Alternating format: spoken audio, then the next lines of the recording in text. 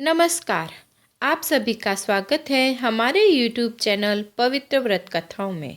आज मैं आप सभी को माघ मास में स्नान का व्रत रखने पर कही जाने वाली 2 कथाएं सुनाने जा रही हूँ। और कथा इस प्रकार है। एक राजा था, वह बड़ा धार्मिक प्रवृत्ति का था। माघ मास का स्नान का व्रत लिया था। सुबह में जल्दी उठकर नदी पर स्नान करने जाता था। नदी के किनारे एक वृक्ष था। वृक्ष पर एक बंदरिया रहती थी। बंदरिया भी राजा की तरह माघ मास स्नान करती थी। राजा को स्नान करने आते देखकर नदी में छलांग मारकर पेड़ पर चढ़ जाती थी और बोला करती थी, माघ नाऊ राजा री रानी थाऊं, एक दीकरो ने 178 पोतरा पाऊं ने अने बैकुंठ जाऊं। राजा स्नान करने आता तब नदी का पानी स्वच्छ होने की बदले अस्वच्छ पाता। राजा के मन में विचार आया कि मुझसे जल्दी कौन स्नान करके जाता है। उसने दूसरे दिन राज्य में ढिंडोरा पिटवा दिया कि मुझसे पहले नदी पर स्नान करने आए किसी भी व्यक्ति के पकड़े जाने पर उसे मौत की सजा होगी। दूसरे दिन राजा स्नान करने आया। फिर पानी अस्वच्छ देखकर स्नान करने वाले को पकड़ने के लिए राजा ने सैनिक तैनात कर दिए।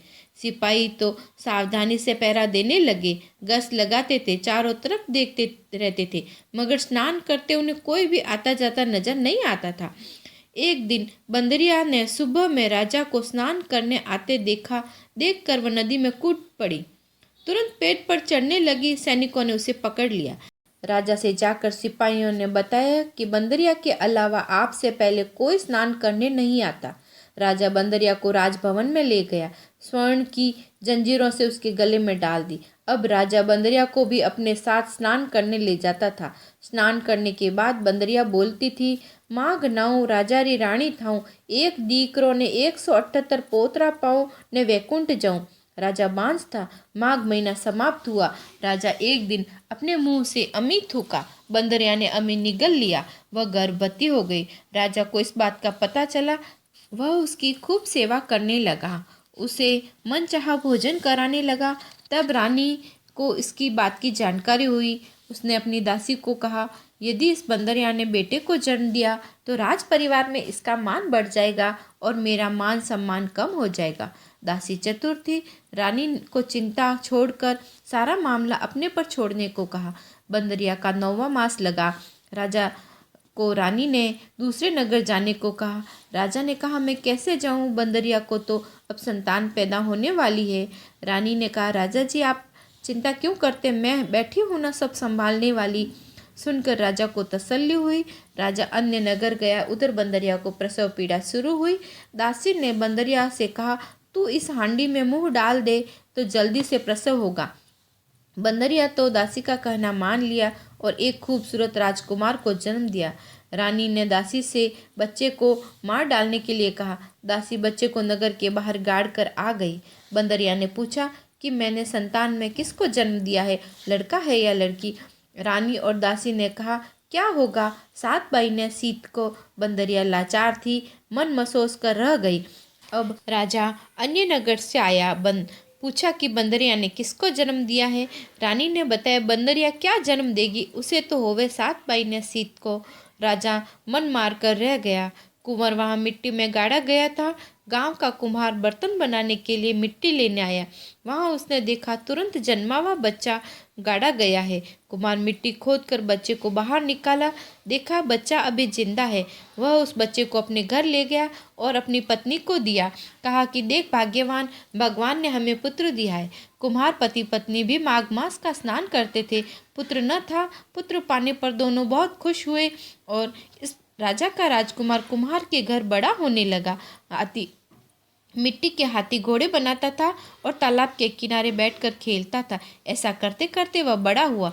एक दिन तालाब की पारी पर बैठकर मिट्टी के हाथी घोड़े बना रहा था और बोल रहा था, तबो माटीरा घोड़ा खड़ खा ने पानी पी। राजा की दासी पानी भरने आई तो उसने यह सुना। दासी बोली कि पागल, मिट्टी का घोड़ा भी कभी घास खाएगा और पानी पिएगा? कुंवर ने जवाब दिया, अरे पगली, क्या राजा की रानी भी कभी 7 महीने सीत को जन्म देती होगी?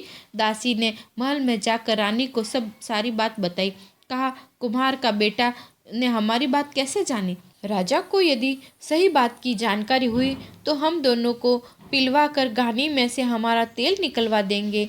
बचने का एकमात्र रास्ता है कि कुम्हार के बेटे को गांव में रहने न दिया जाए। रानी ने राजा से कहा कि कुम्हार का बेटा बड़ा आवारा है, पिनियारियों की मटकी फोड़ डालता है। राजा, बाजा और बंदर ये तीनों एक समान होते हैं। राजा ने रानी के बहकावे में आ गया। उसने कुम्हार के बेटे को बुलाकर देश से निकाला दे दिया। कुम्हार तो फूट फूट कर रोने लगा। बेटे ने कहा, पिताजी आप तनिक भी चिंता न करें, आप अच्छे ढंग से जिए ना, मैं मौज मस्ती से रहना, अपनी सेहत का ख्याल रखना। अब लड़का अन्य राज्य की सीमा में गया, बाहर नगर के बाहर एक बगीचे में रहने लगा। वहाँ राजकुमारी अपनी सहेलियों के साथ माघ मास स्नान करने आती थी। वे बगीचे में घूमती फिरती थी और खूब टहलने फिरने से बाद बहुत थक जाती थी और प्यास लगती थी। उसने राजकुमार से कहा के पास एक मटकी देखी। उसने कहा, आप मुझे हमें ठंडा पानी पिलाओ। राजकुमार ने कहा कि मैं ठंडा पानी तुम्हें ज़रूर पिलाऊंगा, मगर एक शर्त है कि सबको मेरे इर्द गिर्द चक्कर काटना होगा तो मैं पानी पिलाऊंगा। एक सखी ने शंका जताते हुए बताया कि इसके चारों ओर चक्कर काटने से तो हमारा इससे विवाह हो गया माना जाएगा। दूसरी सखी ने कहा, इस शंका का विरोध करते हुए कहा, जल प्यास लगी है, पानी पीकर चलते हैं ना, एक चक्कर काटने से क्या हो जाएगा। इसीलिए सभी ने एक एक चक्कर काटकर ठंडा जल पी लिया। समय होने पर वे सब अपने अपने घर गई। पिता के घर वे बड़ी हो रही थी। सबके माता पिता ने सगाई के लिए प्रयत्न किए पर सफलता नहीं मिली। माता पिता चिंतित हुए, कुछ समझ में नहीं आ रहा था। एक की सगाई नहीं हुई, दूसरी की नहीं हुई, पर 178 में से किसी की भी नहीं हुई। यह बात तो विचित्र सी लग रही थी। राजा को इस बात की जानकारी हुई तो उन्होंने सब लड़कियों को अपने पास बुलाया और उन्हें रुई काटने का काम सौंपा और झूठ मूठ में ऊंचा सुनने वाली एक वृद्धा को उनकी निगरानी के लिए रखा गया। वे रुई काटने लगी। वृद्धा नींद का बहाना करके उनके पास आकर सो गई। वे सब आपस में बातें करती थी, हम सब की सगाई क्यों नहीं होती। एक सखी ने पट से बता दिया कि बगीचे में उस नौजवान के चारों ओर एक एक चक्कर काटकर हमने जो पानी पिया था, अवश्य उसने हमसे ब्याह कर लिया होगा। वृद्धा ने सोते सोते यह बात सुन ली। राजा के पास गई। उसने राजा को सब कुछ बता दिया। लड़कियां तो विवाहित हो चुकी है। राजा ने बारी बारी से सहेलियों से पूछा, सब ने विवाहित होने का स्वीकार कर लिया। उस राजकुमार की तलाश की गई। उस उद्यान में वह मिला। उसे महल में बुलाया गया। राज पंडित से शुभ विवाह का मुहूर्त निकाला गया। राजकुमारी और उसकी सखियों का विवाह उस नौजवान से संपन्न किया गया। राजा की तरफ से रहने के लिए उसे एक गांव दिया गया। गांव का राजा बनकर राज करने लगा। समय आने पर सभी रानियों ने पुत्र को जन्म दिया। पुत्र सदैव अस्वस्थ रहने लगे। उसने सोचा, चलकर कुलदेवी की वंदना करूं, इससे शायद पुत्र स्वस्थ हो जाएं। कुलदेवी को नमस्कार करने जाने के लिए उसने हाथी, घोड़े, रथ, पालकी तैयार करवाई गई। सज धज कर वो सब रवाना हुए। नगर में प्रवेश किया। वहां का राजा वृद्ध हो चुका था। बंदरिया भी वृद्ध हो चुकी थी।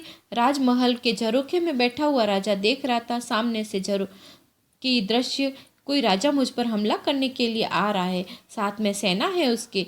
यह विचार करने लगा कि मुझ में अब ताकत नहीं है, मैं शक्तिहीन हूँ, अब मैं वृद्ध हो चुका हूँ, इसका मुकाबला मैं नहीं कर सकता। यदि मेरे पुत्र होता तो वह इसके हमले का सामना कर लेता, पर मैं तो अब लाचार हूँ।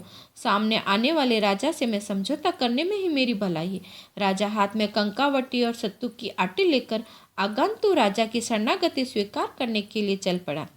पुत्र पिता को आते देखकर पालकी से नीचे उतरा, पिता के चरण स्पर्श किए और बताया कि मैं तो आप ही का पुत्र हूँ।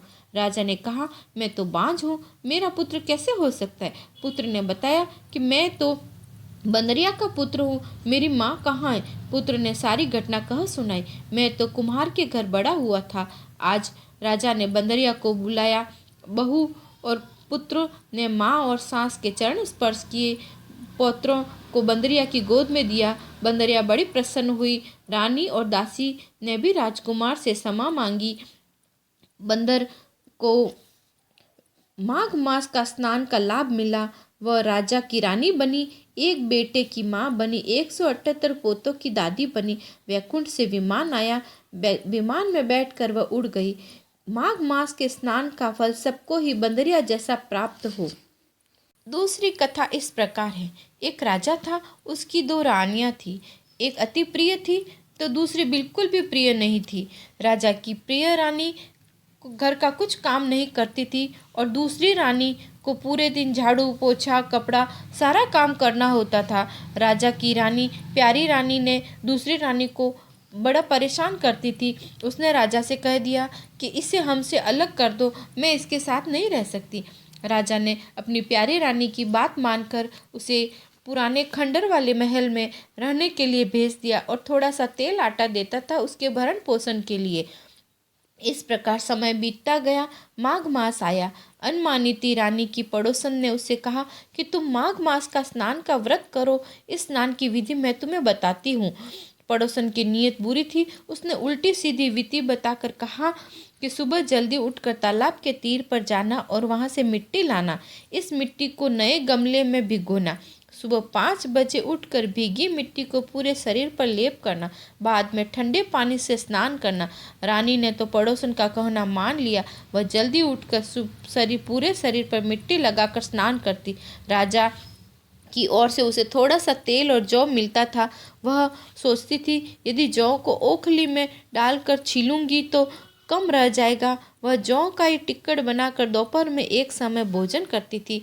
एक ब्राह्मणी को उसने अपनी कथा सुनाने के लिए माघ मास की बुलाया। वह पूरे मास कथा सुनाकर जाया करती थी। ब्राह्मणी ने कहा कि माघ मास तो पूरा होने जा रहा है। इस पर रानी ने उसे सोने के झुमके दिए। ब्राह्मणी की बेटी ने झुमके पहनकर पानी भरने गई। वहाँ राजा की रानी की दासी पानी भरने आई हुई थी। बेटी के कानों में चमकते झुमके देखकर दासी से ने पूछा, इन्हें तुम कहाँ से लाई हो? इस पर उसने कहा, मेरी माँ रानी को माघ महीने की कथा सुनाने गई थी। उन्होंने दक्षिणा के रूप में मेरी माँ को दान में दिए हैं। दासी ने महल में पहुंचकर रानी जी को यह बात बता दी। रानी सोचने लगी कि हम तो अनमानिती को थोड़ा सा तेल और जौ ही देते हैं, उसके पास सोने के झुमके कहाँ से आए? जरूर कोई उल्टा सुल्टा काम करती होगी। उसने राजा जी के कान भर दिए। प्रातःकाल हुआ। राजा जी अनमानित रानी को संदेश भिजवाया कि मैं महल में आ रहा हूँ। रानी ने सोचा कि बहुत समय बाद राजा को हमारी सुध आई, उनका स्वागत करना चाहिए। राजा का स्वागत के लिए उसने टूटी फूटी चारपाई बिछाई। राजा तो बंदूक लेकर महल में आया। क्रोध से उसने रानी से कहा झुमके के बारे में। रानी ने बताया, सही बता दिया कि झुमके तो मैं अपने पीहर से लाई हूँ। यदि आप मेरी परीक्षा लेना चाहते हैं तो आपको इसका रहस्य आज रात को मिल जाएगा। उसने माघ मास से अपनी लाज रखने की प्रार्थना की। गड़िए में एक वृक्ष खड़ा है। वृक्ष के पीछे से कुछ आवाज आ रही है। राजा ने रानी से दरवाजा खोलने के लिए कहा। रानी ने बताया कि आप ही द्वार खोल दीजिए। राजा ने जाकर द्वार खोला पर राजा को कुछ नहीं दिखाई दिया, कुछ सुराग नहीं मिला। सुबह हुई। राजा ने प्यारी रानी को अप्रिय बना दिया और अप्रिय रानी को अति प्रिय रानी बना दिया। अप्रिय रानी के पुराने वस्त्र पहनने वाली प्रिय रानी को पहनने के लिए देकर महल से निकाला दे दिया। उससे कहा कि तू इस पर झूठा झूठा कलंक लगा रही थी। राजा ने इस रानी से ऐसा क्यों हुआ इसका कारण पूछा तो उसने बताया कि मैंने माघ मास का स्नान किया था।